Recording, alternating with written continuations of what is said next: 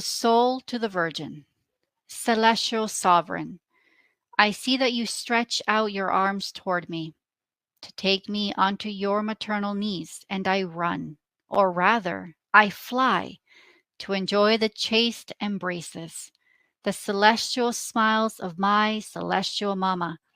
Holy Mama, your appearance today is of a triumpher, and with an air of triumph you want to narrate to me the triumph of your test. Ah, yes, most gladly I will listen to you, and I pray you to give me the grace to be able to triumph in the tests which the Lord will dispose for me. Lesson of the Queen of Heaven. Child most dear to me. Oh, how I yearn to confide my secrets to my child, secrets which will give me much glory, and which will glorify that divine fiat which was the primary cause of my immaculate conception, of my sanctity, sovereignty, and maternity. I owe everything to the fiat. I know nothing else.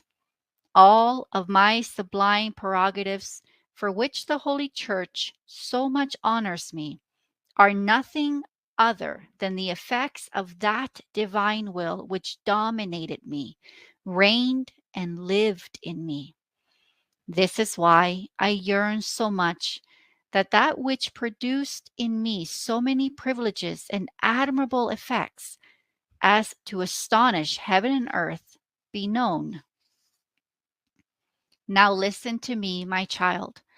As soon as the Supreme Being asked me for my human will, I comprehended the great evil that the human will can do in the creature, and how it puts everything in danger, even the most beautiful works of her Creator. The creature, with her human will, is all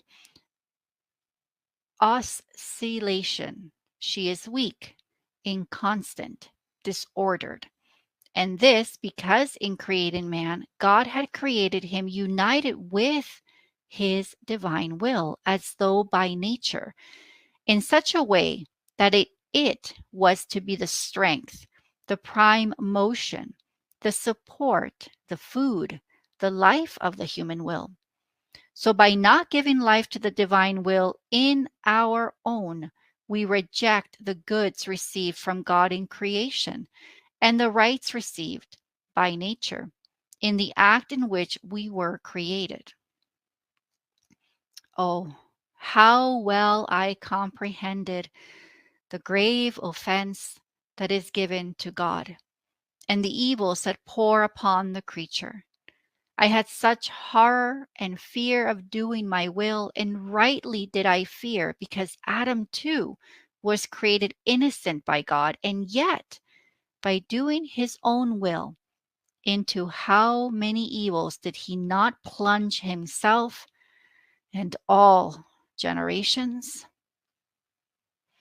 Therefore, I, your Mama, taken by terror and even more by love toward my Creator, swore never to do my will, and to be more sure and to better attest my sacrifice to the one who had given me so many seas of graces and privileges, I took his human will of mine, this human will of mine, and I bound it to the foot of the divine throne in continuous homage of love and sacrifice, promising never to use my will, not even for one instant of my life, but always that of God. My child, to you perhaps my sacrifice of living without my will may not seem great, but I tell you that there is no sacrifice similar to mine.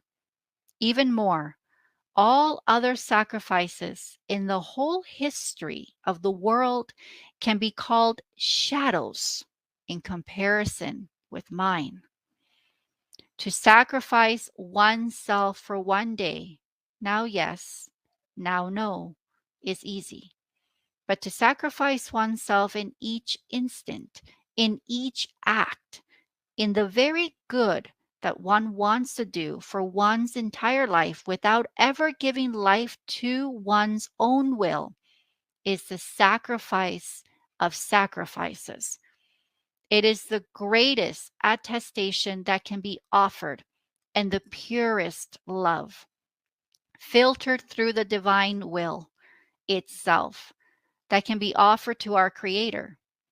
This sacrifice is so great that God cannot ask anything more of the creature, nor can she find how to sacrifice more for her Creator. Now, my most dear child, as soon as I gave the gift of my will to my Creator, I felt triumphant in the test asked of me, and God felt triumphant in my human will. God was waiting for my proof, that is, a soul who would live without will, in order to adjust the balance with mankind and to assume the attitude of clemency and mercy. Therefore, I will wait for you again to narrate to you the story of what the divine will did after the triumph of the test. And now, a little word to you, my child. If you knew how I yearn to see you living without your will, you know that I am your mother, and a mama wants to see her child happy. But how can you be happy if you do not decide to live without your will as your mama lived? If you do so, I will give you everything. I will place myself at your disposal. I will be all for my child, provided that I receive the good, the contentment, the happiness of having a child who lives all of divine will. The soul.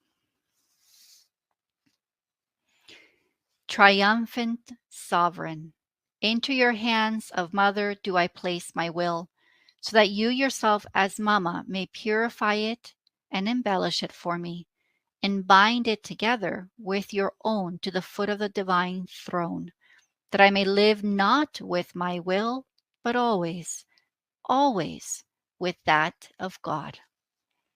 Little sacrifice.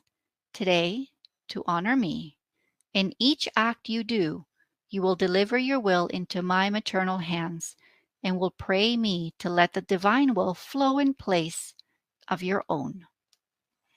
Ending prayer. Triumphant Queen, steal my will from me and grant me the divine will.